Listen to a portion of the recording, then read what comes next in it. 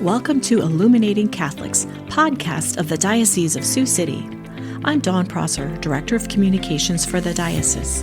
Together with Carmen Bauer of the Faith Formation Office, we will shed light upon topics of faith in the modern church. Our guests include Catholic clergy, religious sisters, and other experts in their fields to help us understand what's happening in the church today. We will explore issues, even the tough ones, and to find answers to common questions about Catholicism.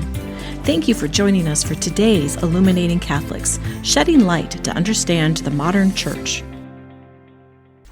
Welcome back to the Illuminating Catholics podcast. I am Dawn Prosser, Director of Communications for the Diocese.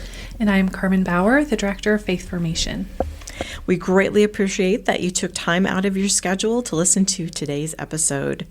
So it's been widely reported that the government shutdown has affected communities across the country and certainly right here in our diocese. From the cuts to the SNAP benefits and heating assistance to federal workers not being paid, as well as other situations, we're hearing about drastic increases in need for assistance in communities large and small in Northwest Iowa.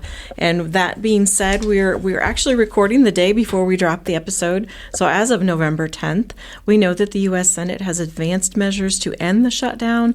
However, the House would have to pass something later in the week.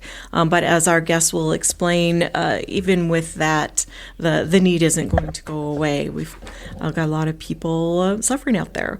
So Catholic Charities is often on the ground floor serving those most vulnerable in Northwest Iowa. We have Norma Garza-Ramirez, case manager for Catholic Charities Welcome Program, and Laura Duenas, office manager for the Sioux City Catholic Charities Office. They're going to share their experiences with us, and we welcome Norma back and welcome Norma to Illuminating Catholics. Thank you, Dawn. Thank you for having us here today.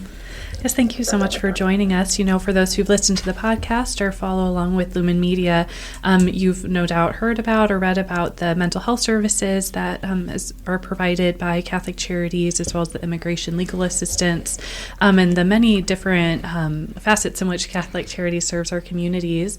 But looking more recently at these past few weeks with the need for food as we transition the seasons into this colder weather, how are you helping families in need?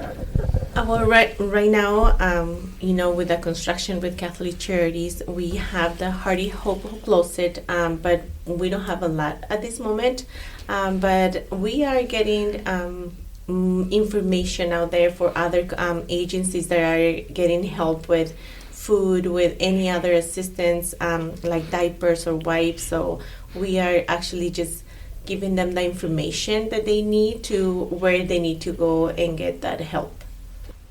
Can I ask what's normally housed in the Hearty Closet to help your guests? Well, usually whoever comes in or call in, usually it's more like they call and ask and see if we have any of the things that they need, like coats right now with the cold weather.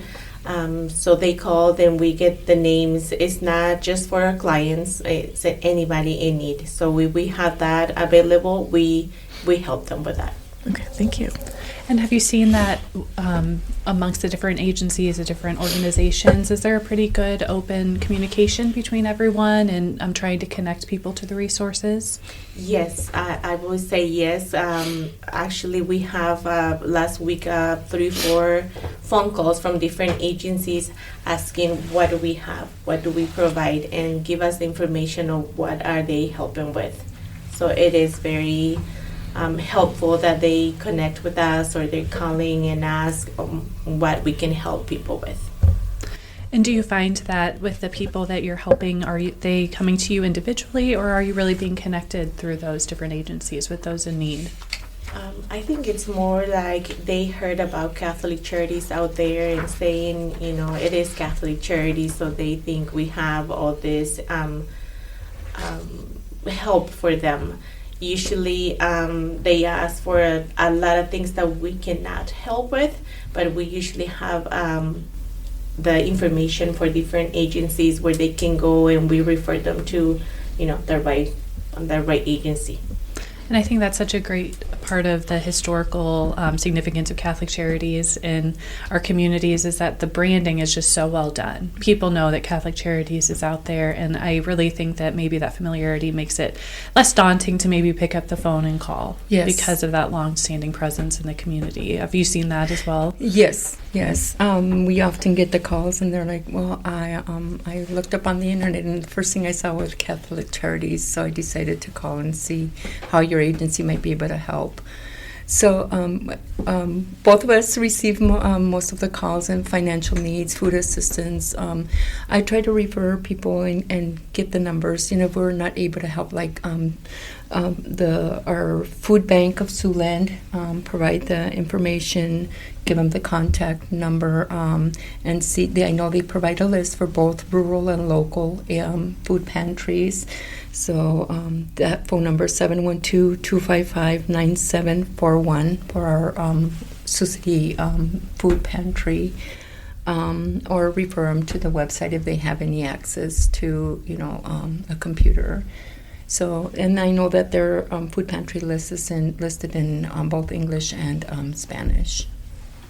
Well, and I guess now that you mentioned that with the Sioux City local agencies, do you find that in the other offices with Catholic Charities around the diocese, they're able to point people to the resources in their own local communities as well? Yes, I believe so. Yes, I have been trying to call different agencies, especially like in the rural, and see what they have on their websites, what they're offering, so that I'm able to give out that information if I get a call from somebody maybe in our rural areas. Certainly. That's a great resource. So if you could share a little bit with us I've kind of heard a few anecdotal stories.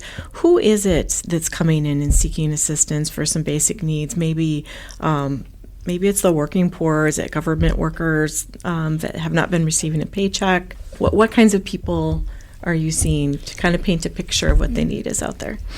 We're getting calls from all populations when benefits shrink or programs, and the first to feel are the kids, seniors, people living paycheck to paycheck. And I can't imagine our government workers who are not getting paid and still have to go do their work and not be able to get that paycheck to provide for their families. So we're getting calls from all different populations. Do you feel like you're getting a larger volume of calls or people coming in your office anyway? Yes. Every day we have, calls, either food, utilities, seeking utility assistance, rent. And when there's nothing out there, when your agency can't help, I personally like, oh dear, how are we able to help this person? But staying connected with, I think it's important, with what's available in your community with other agencies. Like if our office is not able to help, they are so appreciative of that information. When you're under that stress, you really don't think like, oh, you're just trying to call everybody and see who can help. But it's, I love to hear, well, thank you for the information, that you provided. It'll be helpful for me. Now, we're kind of assuming, because we've heard a lot in the news about the SNAP benefits. That's the food benefits for people, and that went away, I think it was November 1st. So was that kind of the first wave of what you were hearing? It's like, we don't have that assistance, and this is going to be a problem in our household. No, I think it was before that. I think the need is, it is more. We can see it more. We have more phone calls right now about, the food program, or if we have any food for them. But before that, it's been, the need is out there. Mm-hmm. People are calling. We have sometimes more than 10 phone calls a day asking for help, rent, utilities. We have a lot of phone calls for homeless people. Sometimes they move from another state. They're new here in the area. They don't know where to go or where to find help. So they call Catholic Charities. People that are coming out of the country, they don't have family, friends. Sometimes they just come knowing no one. And so it's different. But yeah, I can say after November 1st, we have a lot of more phone calls or people just walking in and say Do you have food? Do you have anything for us? So we do have that information, and I'm very thankful there is a lot of agencies or business out there that are helping. They're providing food at least once or 2 times per week for dinner for the family. If you bring your food assistance card, then you can get a meal for free from them. So, but it is times that a lot of people is just looking, reaching out, and Catholic Charities is one of the first phone numbers that they call, because they say I have a list here, but I want to call Catholic Charities first. But the need is really out there, and it's getting more and more phone calls that we get every day. And I assume that you're also, it's not just people maybe that are unemployed, but might be people that are working and trying to finance raising a family. I imagine you see a little bit of everything. Yes. As far as that goes. Yes. So, have you heard from people maybe that are just in that limbo period of government workers, or is that not, or maybe they don't even share, they just say, I need assistance? Or in my experience in some of the calls that I have, it's the working people that they have some type of employment, but they they directly won't say maybe out directly out that they're a government worker, but that they work, but right now they're going through a tough time financially, and they're not able to provide at this time, or they need help with maybe food or a gas card, or help with rent, utilities. Mm-hmm. And I would imagine, and you would be the best too to talk about it. So let's say government back in business as of next week. So then, okay, all the food drives stop, and we don't need to worry about that anymore. Do you want to speak about what happens right after the government might come back? I believe it's not going to be solved in a day. It's still, the issue's still going to be there, and it's probably going to take some time, to make it better for those in need. So I know the calls are still going to continue to come in, and for those who are seeking, some type of assistance, and it'll probably take a little bit to get back on track and people where they're at. And so don't forget about the most vulnerable. Yes. We've actually had some decent weather up until this weekend, and today is very cold, the day that we're recording. I don't know if people have reached out yet, because they're talking about federal cuts to heating assistance for low-income families. I don't know if anyone has expressed concern about that in your conversations yet. We've had some calls of community members who live in the rural area that need maybe help with filling their propane tanks. So that I quickly thought of them, like, oh my God, the cold weather. I saw the snow, and I'm like, oh geez, there's going to be plenty of people out there, I'm sure, that are in need of some type of help, either with their utility bill or getting their propane gas filled. Household with seniors, just working families, children. So what I've been doing is I've been referring them to the LEAP program. I know that's a statewide financial program, assistance program, and to our local community action agency here in Sioux City, which that number is 712-274-1610, and they can get some more information on the LEAP program. And I know that a lot of times we get newcomers in our area from other regions or other countries and not prepared for what's coming up in the next few months. And I know you mentioned sometimes people looking for coats and things like that. And I know the warming shelter has asked for blankets.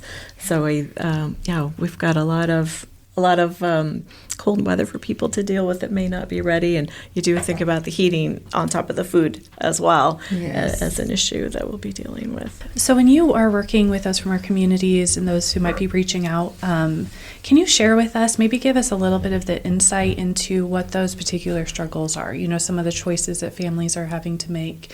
Can you share any of those personal stories or how they were successfully able to find support elsewhere and maybe the relief that offered them? What I have seen is it's a difficult time. We have families deciding either like I have to pay my rent or I have to buy food for my family.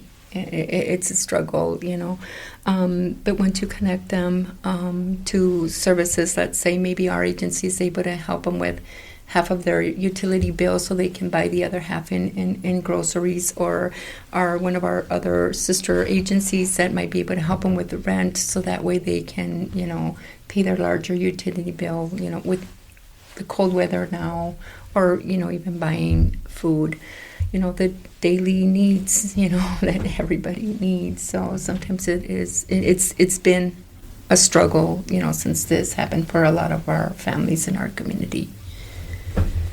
Yes, and actually last week I had a phone call from a guy, and it really broke my heart because, everybody asks for help, but when a father of a family calls, it's just hard because it's hard for them to ask for help. Mm-hmm. So he was calling because he has 3 kids, and he has to pay child support. He said, I'm working, I make good money, but I can't afford to pay my rent. So he was crying. I will say he was crying. He was very hurt because he didn't have enough money to provide for him and his kids. And it was really hard. He's like, I'm over $20 for the over what he makes, so he can get help from the rent assistance program or any other agency. So he's like, I didn't have nobody else to call, just Catholic Charities, and see if you guys can help me with what I need. And there is more stories like that. And sometimes you think they're not going to share like some people, they just call and they ask like, I need a gas card or whatever they need. But there's like a lot of people that they want to talk about it. Mm-hmm. And they tell you the whole story and tells you like maybe it's a 10, 15, 20 minutes phone call when they're sharing why are they asking for help. And it's hard to hear and not able to help them because we can't help everyone. Mm-hmm. And it's just so hard.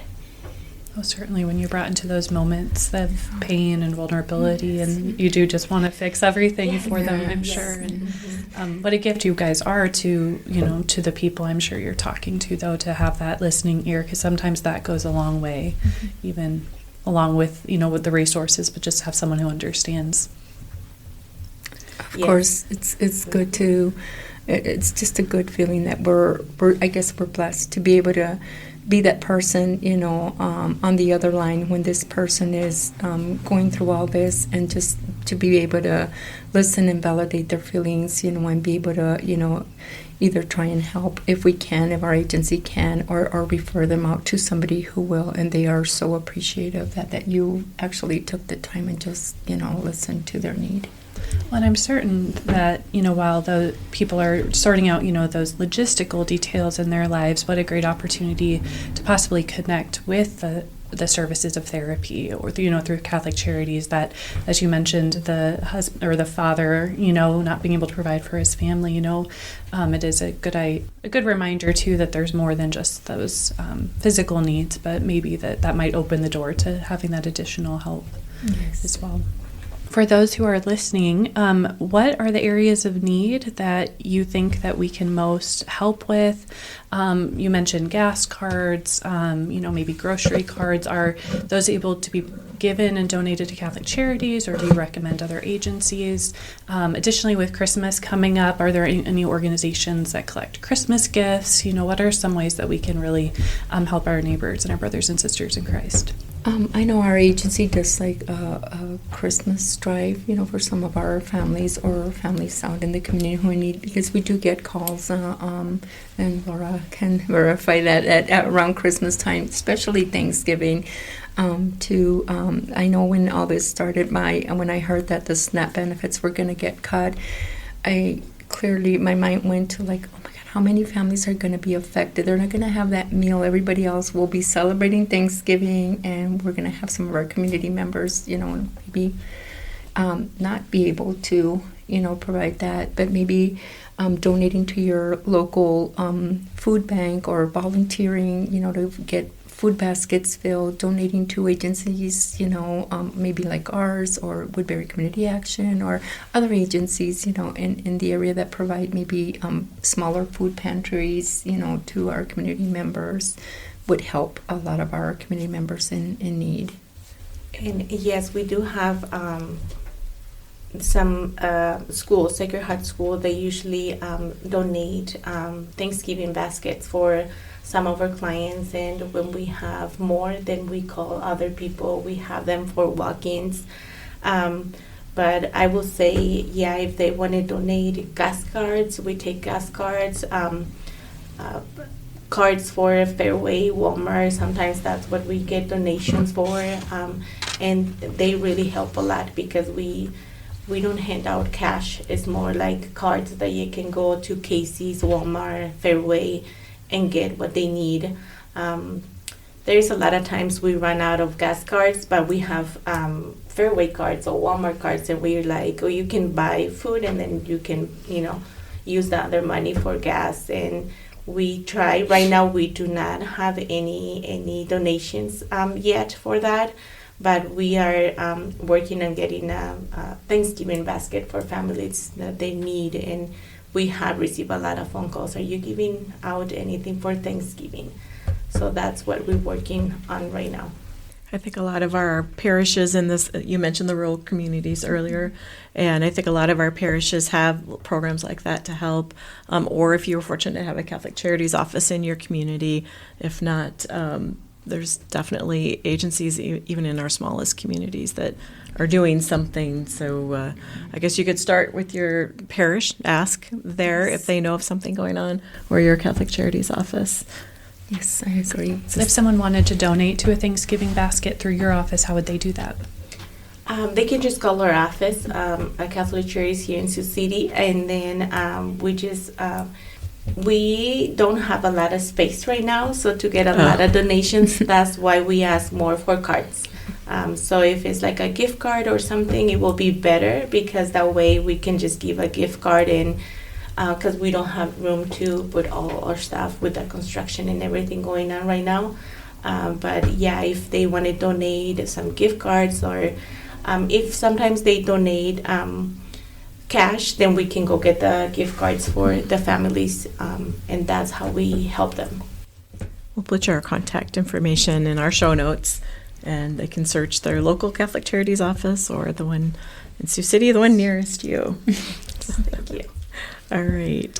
So we've been hearing that more and more of our friends and neighbors in Northwest Iowa communities have been struggling to meet those basic needs, especially with the federal SNAP cuts and other situations. So we're very grateful to Laura Duenas and Norma Garza-Ramirez of Catholic Charities for coming in and enlightening us on what's really going on in some of the households throughout our 24 counties of the diocese, and probably beyond, as we're hearing in the news. So we'll hopefully you can join in this spirit of giving and help our neighbors.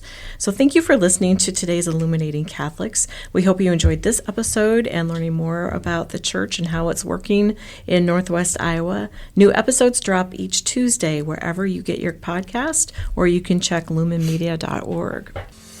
Thank you for listening to this episode of Illuminating Catholics, shedding light to understand the modern church. Follow us for more episodes on topics of the Catholic faith. For more diocesan news, visit lumenmedia.org.